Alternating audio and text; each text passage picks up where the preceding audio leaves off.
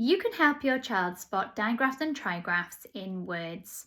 Hi everyone, my name is Jo, and in this video I'm going to show you just a simple tip on how to help your child practice recognizing the digraphs and trigraphs in a word. So in this video I'm going to show you this sound. This is the I sound. So when we teach children, we look at this. 3 letters make one sound. I. So we don't say ig, we say I, But they might be able to recognise the I sound, You've showed them different cards and then this one comes along and they say I. But it doesn't mean they're always going to recognise them in a word. So we need to practice with them. So say for example, I write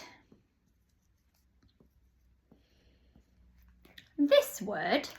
They might say ligget. And what we need to say is, ooh, there's a trigraph there. Can you spot it? We say, ooh, and we can help them just by pointing it out, either by underlining it, like this. And now it's not ig, it is I. So it's easier, and we've grouped it together. So we can sound it out. I, t. Light. And then all you can do, if you want, is change the first sound. So it's not light now, it is I, t, might. And you can change it again to I, t, night. And they will start to see patterns when they are practicing with their words. So everybody, if you are practicing, just remember you can put a line under the trigraph, a dot, you can group it like this, you can do whatever you want, you can change the colours, just to point out that actually children, this is a trigraph, 3 letters that make one sound. So I hope this video has helped you.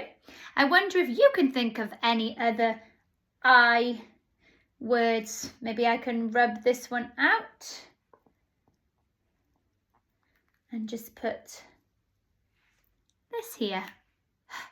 I, high, like high in the sky.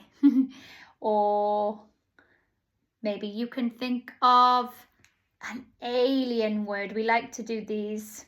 Maybe it's a zeit. Zeit. You say zeit? That's not a word. That's an alien word.